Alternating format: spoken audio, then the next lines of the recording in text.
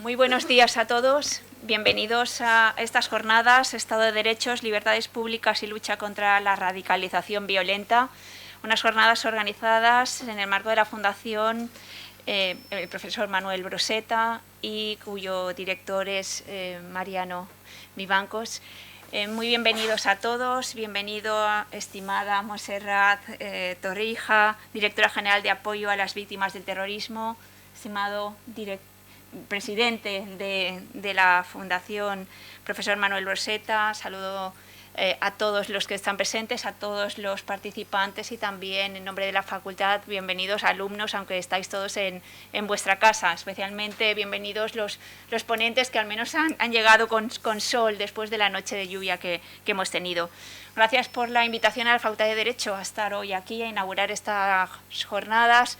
El decano quisiera haber estado aquí, pero tenía un compromiso previo adquirido y, claro, no podía desdecirse de lo que ya había dicho, pero bueno, eso me hace el favor a mí de poder acompañaros, además en un tema que a mí me pilla de cerca y que me gusta, por lo tanto me quedaré un ratito, lo que me permite la mañana con vosotros para aprender de los ponentes, igual que imagino el resto de vosotros y disfrutar de ello. El título de las jornadas es muy sugerente, ¿no? Se organiza en el marco de, como sabéis, una fundación que es muy prolija en actividades. Hace 15 días estaba yo misma asistiendo a unas jornadas sobre cine y terrorismo y aquí en esta sala y en otras estancias de la facultad se han realizado múltiples actividades, lo cual es algo que como facultad también nos enorgullece a todos nosotros. El tema, además, es de rabiosa actualidad. Hoy, ayer, anteayer, llevamos ya unos años en el que el intentar entender por qué alguien se radicaliza violentamente en el mundo del terrorismo es una pregunta que ha acompañado desde los inicios, acompaña desde que pensamos en una organización como ETA, es decir, por qué de repente una persona adquiere esa visión violenta de las cosas y participa en actos de esa naturaleza, pero ha tenido quizá la pregunta mucho más sentido en los últimos años, sobre todo en relación al terrorismo yihadista, ¿no? El pensar que no solo aquel que en una madrasa en uno de los países de Oriente Próximo se ha radicalizado, o uno ya en Europa en el ámbito más cercano, familiar o en el de una mezquita también puede acabar radicalizado, todavía sorprende mucho más, sorprende uno que pueda serlo alguien a distancia, utilizando simplemente las redes sociales y que al final se produzca ese lavado de cabeza que puede llegar a uno a vivir, a leer una religión luego con unas consecuencias violentas como las que hemos visto y que puede hacerlo incluso, como decía, mediando kilómetros, incluso tratándose de nacionales de cualquiera de los países europeos.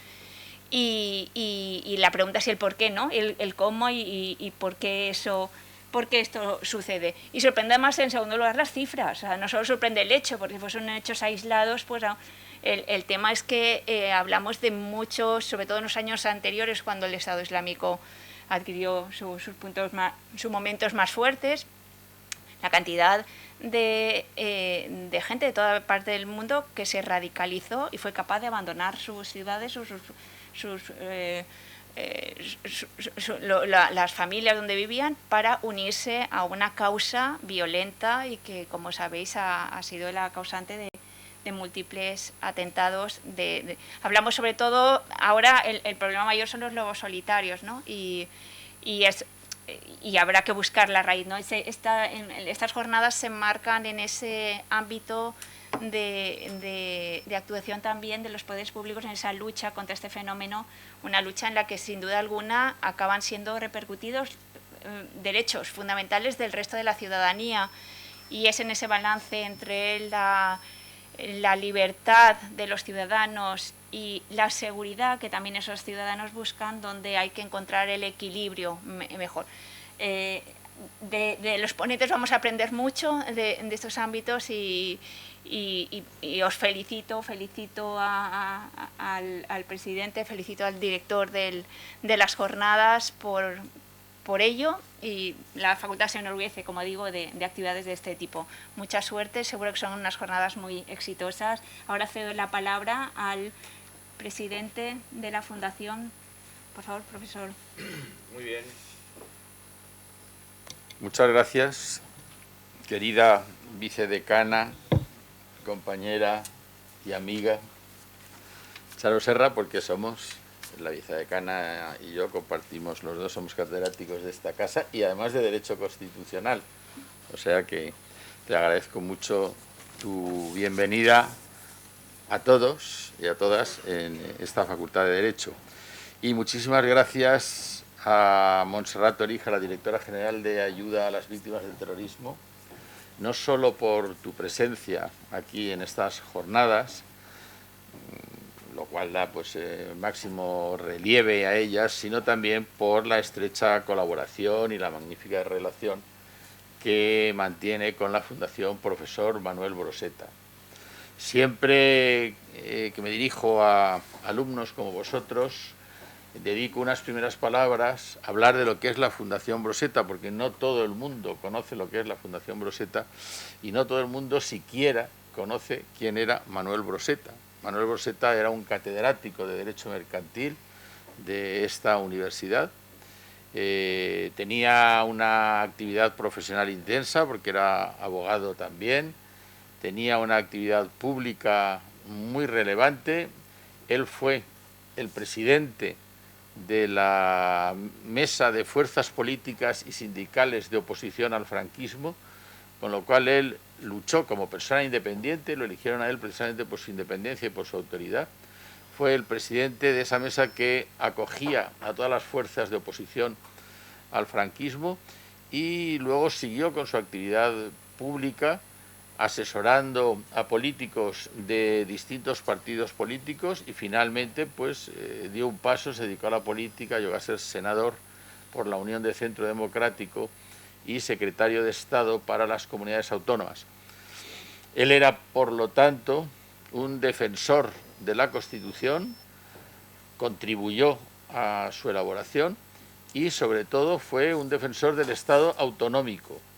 Y ya digo que él fue, con sus artículos en prensa, con sus actividades, reuniéndose con muchísimos jóvenes, con muchísimos políticos, promotor de la autonomía valenciana. Y por eso una de las patas de nuestra fundación es precisamente la defensa del orden constitucional y la defensa del Estado autonómico, recogiendo el testigo que nos legó Manuel Broseta. Pero Manuel Broseta, como os decía, era, aparte, también fue consejero de Estado, todo hay que decirlo, y lo era cuando lo mataron. Cuando iba a dar clase un 15 de enero de 1992, en el campus de Blasco Ibáñez, la facultad estaba en Blasco Ibáñez, y bueno, se había quedado pequeña y nos habían cedido unas aulas en la parte de enfrente, y él cuando cruzaba el paseo de Blasco Ibáñez, pues dos pistoleros se acercaron, le pegaron un tiro en la nuca y lo mataron. ¿Por qué? Pues porque sí, por tantos y tantos y tantos crímenes inexplicables de la banda terrorista ETA. Vosotros, afortunadamente, no habéis vivido el ambiente que vivimos nosotros en aquella época. Afortunadamente, ETA no mata desde hace años, por lo tanto, vosotros, pues lo de la ETA ya os suena a algo pasado. Pero nosotros, la Fundación Broseta, tenemos empeño en no olvidar, en que no se olvide lo que hizo la ETA, en dignificar a las víctimas del terrorismo.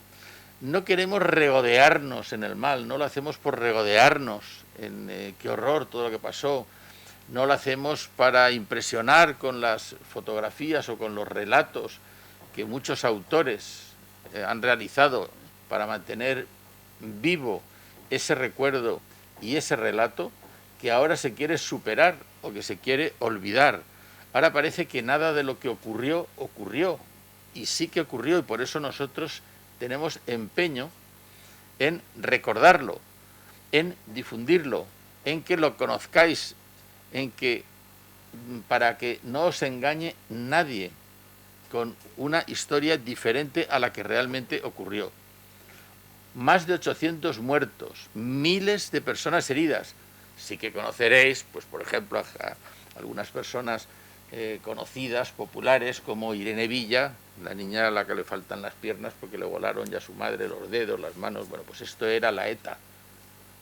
Cientos de familias que se tuvieron que ir del País Vasco, fuera, a vivir, porque estaban amenazadas, se les chantajeaba. Hace poco, en el ciclo de cine y terrorismo que organizó la Fundación en los ABC Park, se pasó una película, un documental de Iñaki Arteta, magnífico Iñaki Arteta, en el que se entrevistaba a muchísimas familias que tuvieron que dejar su hogar, su residencia, sus amigos, sus familiares, tuvieron que irse fuera del País Vasco. ¿Por qué? Porque estaban amenazados por la ETA y tenían miedo. No había libertad. Los cargos públicos tenían que ir con escolta todos. Yo recuerdo cuando le dimos el premio a la convivencia como consecuencia del asesinato de Miguel Ángel Blanco Garrido, dimos el premio de convivencia al pueblo de Ermua, como símbolo de esa lucha y de esa indignación de toda España, pero que se concentró en el pueblo de Ermua, de donde Miguel Ángel Blanco era concejal. Pues vino la corporación municipal de Ermua aquí a recoger el premio. Recuerdo como el alcalde Carlos Totorica, una persona estupenda, me contaba, él era muy deportista, y me contaba lo feliz que había sido porque se había levantado a las 8 de la mañana y se había ido a correr por el río. Dice, he sentido la libertad como hacía muchísimo tiempo, que no, porque yo esto no lo puedo hacer en mi pueblo. Yo no puedo salir a correr, yo no puedo, siempre con los escoltas al lado. Y aquí me he escapado, no he dicho nada, y me he ido al río y he sentido libertad. Fijaros, algo que para nosotros es el pan nuestro de cada día. Nosotros no nos sentimos oprimidos, no tenemos miedo, somos libres. Bueno, pues ellos en el País Vasco sí somos libres, ¿no? Hay alguien que hace así, somos libres, totalmente libres. Otra cosa es que haya políticas que nos gusten, que no nos gusten, pero ese es el pluralismo. Y eso es lo que defendemos desde la Fundación. Queremos difundir los valores constitucionales. Uno de los valores constitucionales es el pluralismo político. Y el pluralismo político tiene un significado enorme, que quiere decir que hay una diversidad de creencias religiosas, de creencias políticas, de matices, de programas, de ideas, por supuesto que sí, no todos pensamos igual, pero un valor que deriva de la Constitución es el respeto a las ideas ajenas. Todos debemos respetarnos. Podemos discutir sin llegar a las manos. Podemos discutir, claro que sí, tenemos que discutir. Podemos hacer proselitismo de nuestras ideas. Naturalmente, ¿por qué no? Podemos ser convencidos y asumir las ideas ajenas, porque no hemos de ser tan radicales como para no reconocer o dar la razón a otra persona. Bueno, pues este ambiente de tolerancia, de convivencia, es el que propugna la Fundación Broseta. Y queremos precisamente recordar todo lo que ha pasado, que no se olvide, y enseñarlo a las generaciones nuevas, precisamente como prevención para la radicalización. Porque de esta manera, viendo el horror que supone el terrorismo y las acciones terroristas, es una forma de prevenir futuras acciones terroristas. Es una manera de concienciar a la población del horror del terrorismo. Mirad, os diré que en los primeros años de democracia, ETA mataba todos los años a muchísima gente, secuestraba, extorsionaba muchísimo, y había un problema. A mí me lo decía un ministro de la UCD, ministro del Interior, había un problema, y es la falta de conciencia de la gente en el País Vasco frente a ETA. Había mucha comprensión. Es que, claro, es que, pero, siempre estaba el es que y el pero. Y una política que se desarrolló conjuntamente, pues los gobiernos o los partidos, la inmensa mayoría de partidos políticos, evidentemente, fue una política destinada a la concienciación del pueblo frente a ETA. Y se consiguió. Es verdad que para conseguir esa concienciación frente a ETA hubo que jalonar pues, ciertos acontecimientos muy desagradables, como por ejemplo el asesinato, que fue la gota que colmó el vaso, de Miguel Ángel Blanco, porque también, si no lo sabéis, pues Miguel Ángel Blanco lo secuestraron y dijeron que lo iban a matar en 2 días si no acercaban o liberaban a determinados presos de la ETA. Y estábamos toda España compungida, estábamos todos con el corazón encogido diciendo, ¿qué pasará con este chico? Era un pobrecillo concejal de un pueblecito de Hermua. Pero es el horror de cómo secuestra a una persona y fijan la fecha de su ejecución. Y efectivamente recuerdo perfectamente un sábado del mes de julio, a mediodía, después de ver el telediario, cómo aparece un faldón diciendo, aparece una persona. Era el cuerpo de Miguel Ángel Blanco, lo habían tiroteado, atado a un árbol, lo habían ejecutado, y bueno, pues lo recogieron, se lo llevaron, y a las pocas horas moría en el hospital como consecuencia de esto. O sea que fue una ejecución en toda regla. Bueno, pues esto encogió los corazones de toda España, todos nos indignamos muchísimo, hubo una manifestación de duelo tremendo en Hermua. Por primera vez el rey, bueno, fue el actual rey, recuerdo que fue también a encabezar la manifestación con todos los presidentes del gobierno, con todos los ministros, con todo el mundo volcado en contra del terrorismo. Bueno, pues esto es lo que queremos que conozcáis todos, porque yo estoy seguro que nadie aquí está a favor del terrorismo, pero sí que es verdad que a lo mejor no se valora el terrorismo en su justa medida, de una manera distinta a cuando se ha vivido directamente, a cuando se recuerdan todos esos horrores que vivíamos, esas fotografías. Afortunadamente la Memorial de Víctimas del Terrorismo pues difunde, lleva una labor magnífica difundiendo pues testimonios de lo que ocurrió, fotografías, portadas de periódicos, porque es algo muy reciente que ha enturbiado mucho la política, la paz social en España, y que ha costado, esa es otra, miles de millones a las arcas públicas, toda la cuestión relativa al terrorismo. ¿Y por qué el terrorismo? Esa es la gran pregunta. ¿Por qué y para qué? No han conseguido nada de lo que querían.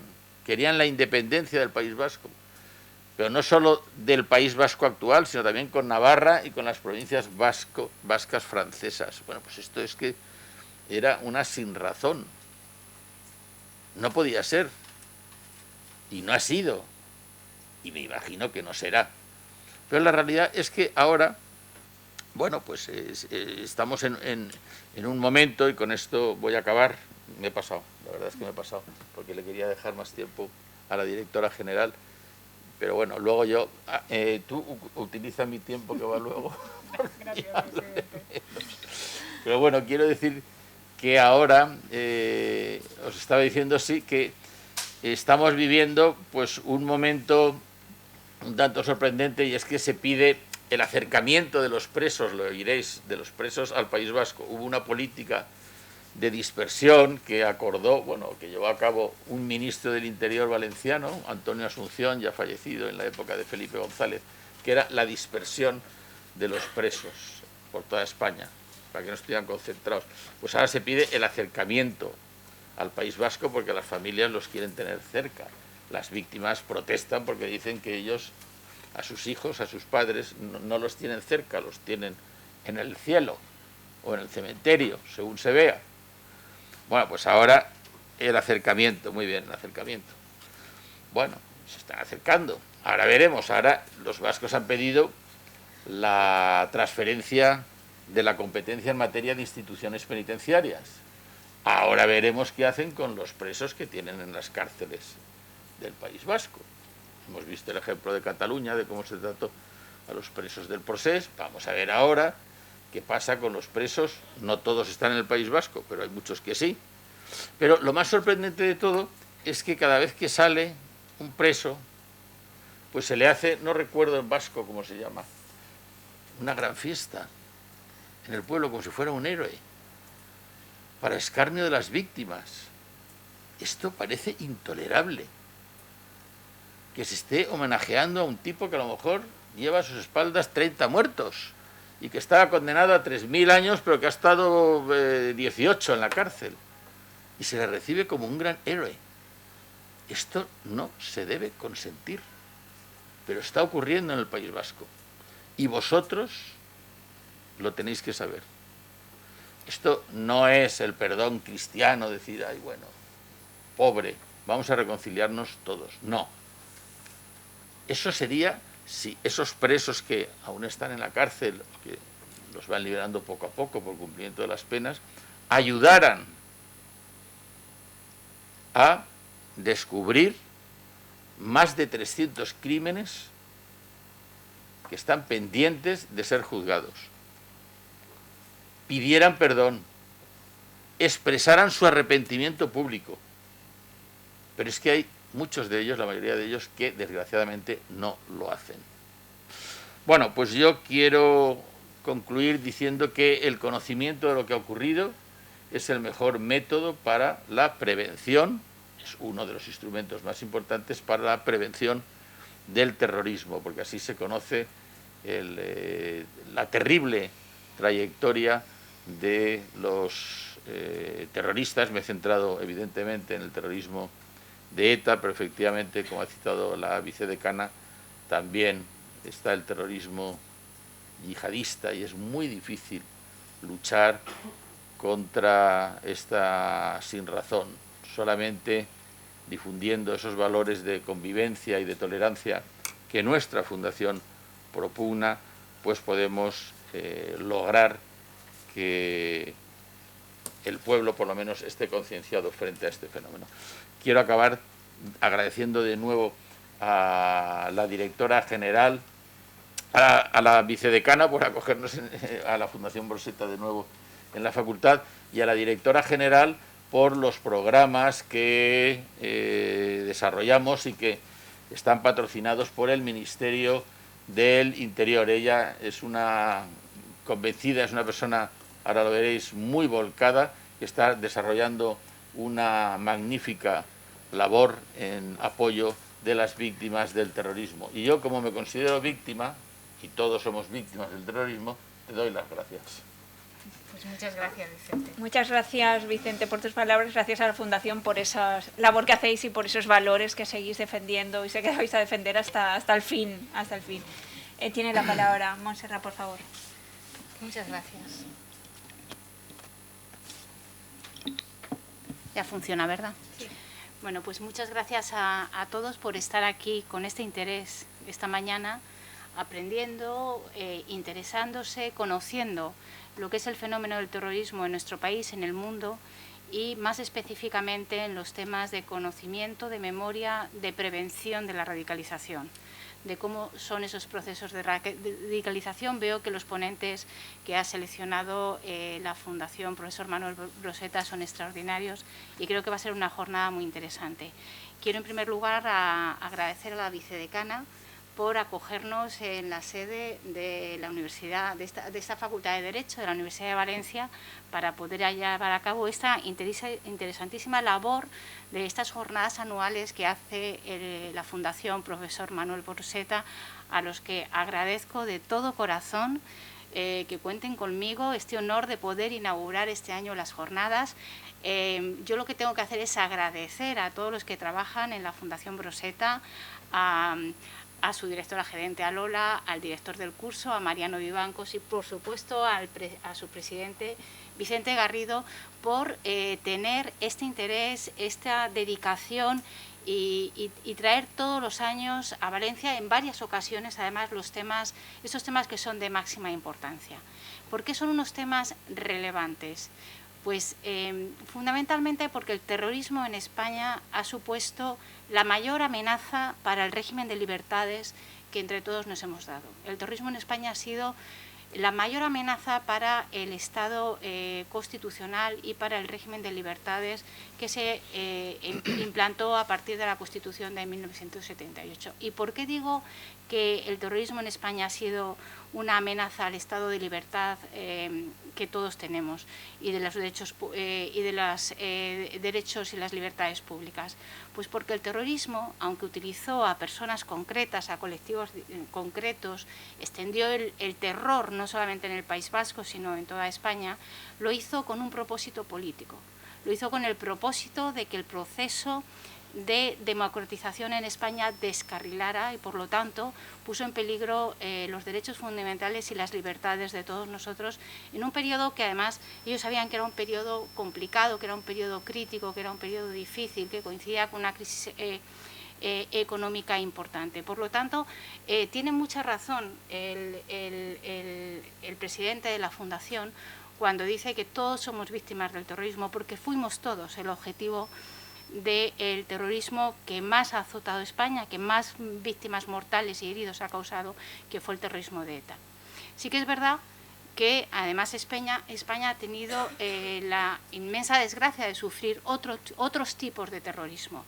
El terrorismo yihadista, que produjo el atentado con mayor número mortales de víctimas en suelo europeo, como fue el atentado en los trenes de cercanía del 11 de marzo del 2004 en Madrid. Y mucho más recientemente, yo creo que de este sí que os acordaréis, que fueron los atentados en Cataluña, tanto en las Ramblas como en Carambril, y aquella explosión que hubo en Alcanar. Bueno, pues el atentado del 11M dio lugar a 191 víctimas mortales directamente, luego hubo una persona adicional, una persona más que quedó gravemente herida y que murió unos años después. Y fijaos si es relevante ese atentado de naturaleza yihadista, en este caso, que la Unión Europea decidió que el Día Europeo de las Víctimas del Terrorismo fuera precisamente el 11 de marzo. Por toda esta historia de sufrimiento que ha causado 1.400 víctimas mortales del terrorismo en España y más de 5.000 heridos, más todos los amenazados, los secuestrados, etcétera, esta inmensa desgracia ha llevado a que España actualmente tenga la legislación más avanzada en protección y reparación integral a las víctimas del terrorismo. A lo largo de los últimos años ha habido varias legislaciones. Empezó con la Constitución de 1978, pero en el año 2011 se aprobó la Ley de Protección Integral, de reconocimiento y protección integral a las víctimas del terrorismo. ¿Y por qué digo que fue pionera? Y además es un referente en toda la Unión Europea, es una legislación en la que se inspiran muchísimos países para proteger y reparar a las víctimas. Bueno, pues fue pionera precisamente por esta terrible historia de terror que hemos sufrido en nuestro país, y además es pionera porque es una ley específica para las víctimas del terrorismo. En Europa existe legislación que protege a las víctimas del delito en general, y dentro de las víctimas del delito en general, por supuesto, están amparadas las víctimas del terrorismo.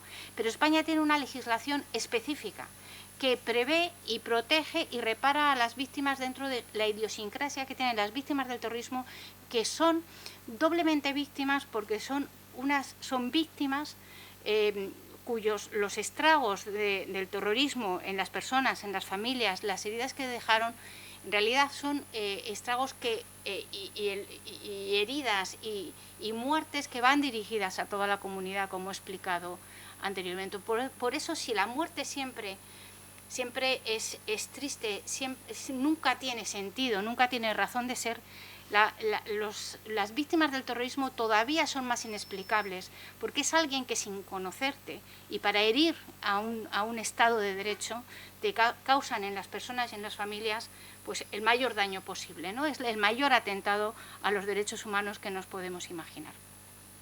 Fruto de que tenemos esta ley de protección, de reparación integral a las víctimas del terrorismo, también tenemos unas instituciones, como es la Dirección General en el Ministerio del Interior, que es una unidad específica de atención a las víctimas del terrorismo, que las acompaña desde el momento mismo del atentado y a lo largo de toda su vida, porque las necesidades de las víctimas no acaban después del atentado, ni un mes después, ni un año después.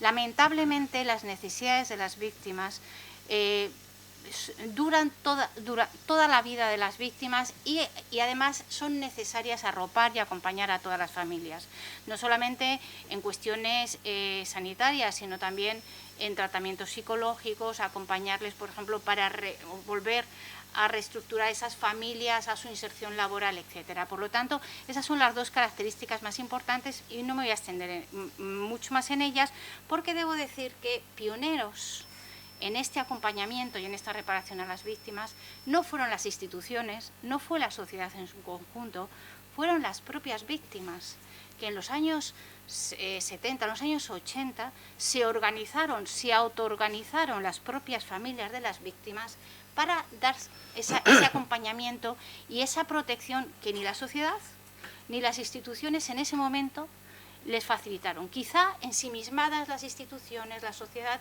en esa defensa contra el terrorismo, porque hay que recordar que había atentados todos los días y que los esfuerzos institucionales y de la sociedad se centraban en evitar los atentados. Los cuerpos y fuerzas de seguridad en desactivar los comandos, y fueron las propias víctimas las que hicieron ese trabajo de reparación tan necesario. Este año se cumplen 40 años de la constitución de la primera asociación de víctimas del terrorismo, y el próximo año, que está a punto de llegar, se van a cumplir 30 años desde que se constituyó la Fundación Profesor Manuel Broseta. 30 años trabajando en favor de las víctimas. Como veis, mucho antes de que la sociedad y de que las instituciones nos volcáramos, eso sí, de forma magistral, pionera, como acabo de decir, en el apoyo a las víctimas del terrorismo. Pero hay que reconocer que fueron las propias víctimas, a través de sus asociaciones y fundaciones, quienes iniciaron este camino pionero. Por eso la ley, además, establece como una obligación legal, una obligación de todos, que apoyemos la creación y el mantenimiento de las asociaciones y fundaciones de víctimas. No es una cosa solidaria que voluntariamente decidamos hacer, es una obligación legal. La ley establece que el Gobierno, que las instituciones tienen que apoyar a las asociaciones y fundaciones de víctimas del terrorismo, asesorarles, pero también ayudarles en la financiación. Por eso de la propia ley nace una obligación de subvencionar anualmente a las asociaciones y fundaciones sin ánimo de lucro que tienen como objetivo fundamental el apoyo y la reparación de las víctimas. La ley se basa en 4 principios, que son memoria, verdad, dignidad y justicia. Por supuesto, el de la dignidad es muy relevante, no me voy a extender en él, ni tampoco en el de la verdad y justicia, que sí que ha apuntado determinados matices el presidente. Me voy a centrar en el proyecto de memoria que tiene mucho que ver con la prevención de la radicalización. La ley española protege a las víctimas de todo tipo de terrorismo, y tenga lugar el atentado en cualquier parte del Estado Nacional e incluso fuera de sus fronteras. Hay víctimas de atentados de terrorismo de extrema izquierda, de extrema derecha, del terrorismo nacionalista de ETA y del terrorismo yihadista. Hay terrorismos que han actuado más intensamente en el pasado, quizá ahora ya no actúan con violencia, y otros que sí que siguen suponiendo una amenaza presente y que de momento en un futuro próximo todavía van a ser una amenaza. Bien, la ley española protege a todas esas víctimas, pero mientras que en un colectivo, digamos, de víctimas, tanto de asesinados, sus familiares, sus heridos, ahora mismo es muy importante la política de memoria, y para ello les invito a todos ustedes que visiten el Centro Memorial que se ha inaugurado el pasado mes de junio en Vitoria.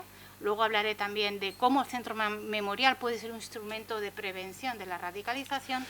Hay otro tipo de víctimas que el terrorismo está totalmente activo en nuestro país, en los países de nuestro entorno y en los países donde en los estados no tienen unos instrumentos potentes para luchar contra el terrorismo. Países que están en guerra, países fallidos, entornos de países que son una amenaza directa para nuestro país, para los países de nuestro entorno, como puede ser el Sahel, y por lo tanto la prevención tiene muchos frentes. Por supuesto, la vanguardia se encuentra en las unidades de información, tanto de la Guardia Civil como de la Policía, que testean continuamente las redes sociales, las redes de financiación, porque evidentemente el fenómeno del terrorismo yihadista es muy distinto a cómo ha sido el fenómeno tradicional del terrorismo nacionalista en España. Pero sí que es verdad que las instituciones, que los cuerpos y fuerzas de seguridad del Estado en España, por esa larga lucha contra el terrorismo de ETA, son ahora mismo unos instrumentos, unas instituciones de élite en la lucha contra el terrorismo. Y de igual manera que la Ley de Protección a las Víctimas fue pionera y es un ejemplo en el que se inspiran todos los países de nuestro entorno, también el trabajo de la Jefatura General de Información de la Guardia Civil y de la Comisaría de Información de la Policía Nacional son un ejemplo para los países de nuestro entorno, tremendamente apreciados por los países de nuestro entorno y que están llevando a cabo, para que os hagáis una idea, unas tareas de prevención de la radicalización y a la vez de solidaridad con otros países, como es, por ejemplo, la formación del equivalente a la Policía y a la Guardia Civil en estos países que no tienen ni la experiencia ni las capacidades institucionales, estructurales, incluso financieras, para luchar contra el terrorismo. No sé si habéis oído hablar de la situación, por ejemplo, en el Sahel.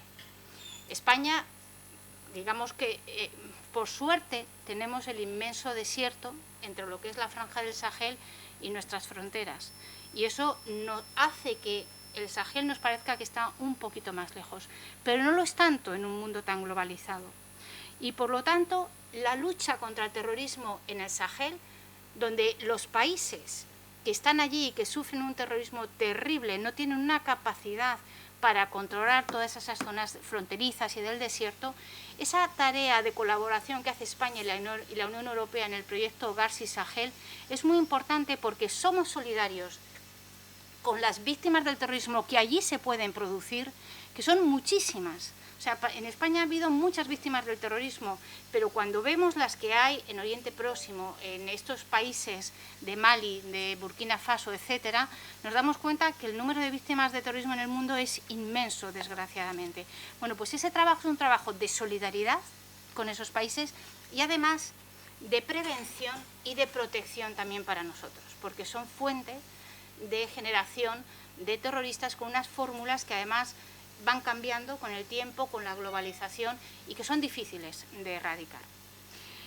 Quiero hablar también de las asociaciones y de la tarea que hacemos en el Ministerio y en la Dirección General, si me lo permiten, que es en la parte de la memoria y el proyecto educativo. La Dirección General, con la colaboración de todas las asociaciones y fundaciones, hemos desarrollado a lo largo de los últimos años un proyecto que se llama el Proyecto Educativo y Prevención de la Radicalización, donde aprovechamos esa iniciativa pionera de las asociaciones y fundaciones para llevar el testimonio de las víctimas a las aulas. Todos consideramos que la mejor contranarrativa contra el terror es el testimonio de la víctima. O sea, contra el asesino que justifica la violencia para conseguir un fin político o de otro tipo, la mejor contranarrativa es ponerle en el espejo de la víctima. Por eso llevar el testimonio de las víctimas a las escuelas, a las aulas, a las universidades, a las cárceles, a los centros de detención de menores, aquellos sitios donde se ve que hay un cultivo que genera radicalidad, es el instrumento más potente. Y así empezaron las asociaciones y fundaciones generosamente con ese testimonio de las víctimas.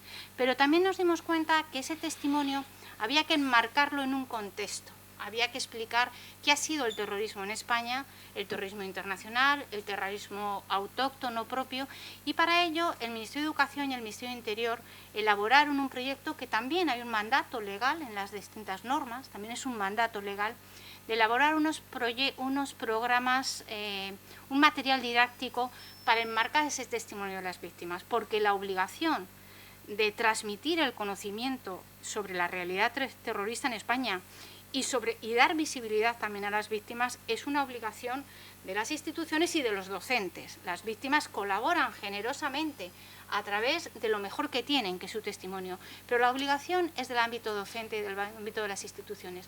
Por ello se han elaborado 7 unidades didácticas que yo os invito a conocer. Están publicadas en las páginas de los dos ministerios, pero también están publicadas en la página de la Fundación Víctimas del Terrorismo. Yo os animo a que si hoy tenéis un ratito por la tarde, entréis en la página de la Fundación Víctimas del Terrorismo, aparte de ver un poco el centro memorial y esa página que tiene, por si algún día vais a Vitoria y lo queréis visitar, encontraréis en las pestañas, seguramente que con facilidad, esas unidades didácticas y las podréis ver. Estas unidades didácticas se han hecho específicamente para cada uno de los cursos de la educación secundaria obligatoria y del bachillerato. Y el objetivo es que dentro del currículum sus profesores traten con los estudiantes estos temas que genéricamente estamos viendo hoy aquí, para después complementarlos con ese testimonio directo de las víctimas que deja un impacto en la vida de cualquier estudiante tremendo. Se ha medido, o sea, se ha visto que de muchas actividades extraescolares que han ido a los colegios, pues a hablar la Policía Nacional sobre tráfico, sobre seguridad vial, sobre seguridad en las redes. Bueno, pues muchas veces la más valorada, la que más impacto ha generado en las personas que lo han oído, ha sido el testimonio de las víctimas. De tal magnitud emocional es el testimonio de las víctimas. Por eso yo os animo a que veáis estas unidades y veáis qué materiales hay detrás, porque os darán indicación de en qué página podéis escuchar testimonios directos de las víctimas grabados, un diccionario sobre términos del terrorismo, etc. Bueno, no quiero dejar de terminar esta presentación de este magnífico curso sin hacer referencia a una última encuesta que se ha hecho. El trabajo de campo se ha hecho en el mes de mayo de 2021, pero se ha publicado el mes pasado, creo recordar. Es que, efectivamente, cuando empezamos a impulsar la implantación de estas unidades en todas las comunidades autónomas, por cierto, trabajo de estado de situación que hizo la Fundación Profesor Manuel Broseta en el año 2020, con el apoyo de la Generalitat, ese estado de situación, cómo estaba la implantación de las unidades, puesto que es una competencia la de educación de las comunidades autónomas. Bueno, pues muy recientemente y con ocasión de la implantación de las unidades en este curso académico, el Gobierno de Navarra ha hecho una encuesta sobre el conocimiento del terrorismo en la población escolar de la educación secundaria obligatoria en Navarra. Y las conclusiones son muy relevantes, muy relevantes. Primero, efectivamente hemos medido y hemos constatado que hay un desconocimiento del fenómeno terrorista y un desconocimiento de las víctimas del terrorismo. Para que os hagáis una idea, cuando se le pregunta a los estudiantes si conocen alguna organización terrorista, en este caso que haya actuado en Navarra, pero lo podemos extrapolar con las debidas cautelas al resto de España, si conocen alguna organización terrorista que haya actuado, pues un 57% dice que sí. De las cuales un 57% dice que conoce la organización terrorista ETA, pero el resto, es decir, un 48%, dice que no sabe nada, que no ha oído hablar de la organización terrorista ETA. Ya no te digo, Vicente, sobre Miguel Ángel Blanco, ya hay víctimas concretas. Pero es que sobre el terrorismo de corte yihadista, solamente lo conocen este fenómeno terrorista el 51% de los estudiantes, es decir, hay un 49% que no sabe nada tampoco del terrorismo yihadista. Si nos vamos, por ejemplo, a las víctimas y al terrorismo de extrema derecha, solamente sabe de este fenómeno terrorista un 18%. De los encuestados. Y ya, por ejemplo, de los crímenes del GAL solamente tenía conocimiento un 11% de los encuestados. Es decir, que hay una necesidad y hay un querer saber, porque además también se les preguntaba si les parecía interesante, si consideraban que este tema lo tenían que estudiar en las escuelas. Y ahí el 65% decían que sí, que consideraban importante y que querían conocer estos temas en las escuelas. Pero es que además también les preguntaron si consideraban que el conocimiento del terrorismo y la visibilidad de las víctimas consideraban que era importante para evitar la radicalización de las sociedades. Y también un 60 y mucho por ciento dijeron que sí, que consideraban que era un instrumento muy importante para evitar la radicalización en las sociedades. Esto para que veáis que hay falta de conocimiento y hay interés en conocer. Por lo tanto, la actividad que desde las instituciones, y yo desde aquí agradezco a las asociaciones y fundaciones de dar visibilidad a las víctimas, de llevar el testimonio, de hacer que la gente joven en este país conozca lo que ha sido la historia del terrorismo en España y esa amenaza tan tremenda a nuestro sistema de libertades, pues hay juego. Como veis, hay mucho juego. Quiero acabar con una reflexión precisamente de esta encuesta que sí que pone el foco un poquito más oscuro en la situación actual, y es que en esta encuesta también les consultaron si consideraban que era legítima utilizar la violencia y utilizar el terror para conseguir algún fin de carácter político o de cualquier otro tipo. Y bueno, en esto sí que quiero deciros el porcentaje exacto, porque un 52% de los estudiantes de la educación secundaria obligatoria en la Comunidad Navarra contestó claramente, un 52%, que no estaba justificado el uso de la violencia para conseguir fines políticos. Un 52% dijo que no. El 48% restante, ¿qué dijo? Bueno, pues hay un porcentaje elevado, un 22%, que ni sabe ni contesta, que no se pronuncia, que no sabemos si no le importa, si le importa, pero que no tiene claro que es que no. Y después, lamentablemente, pues hay un 26% de los estudiantes de la educación secundaria que contestaron que sí que estaba justificada el uso de la violencia.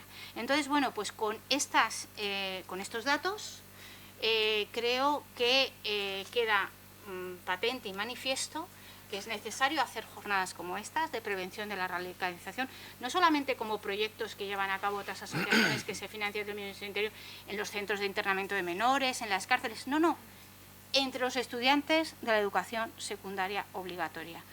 Muchísimas gracias por vuestra atención y por vuestra participación en esta inauguración. Muchísimas gracias, vicedecana, y muchísimas gracias, presidente, Fundación Profesor Manuel Roseta, por este interés y por este impulso que hacéis año a año. Muchas gracias. Muchas gracias, Montserrat.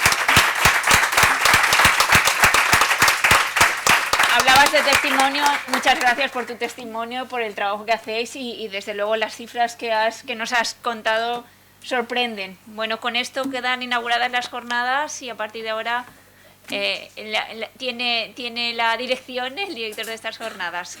Gracias.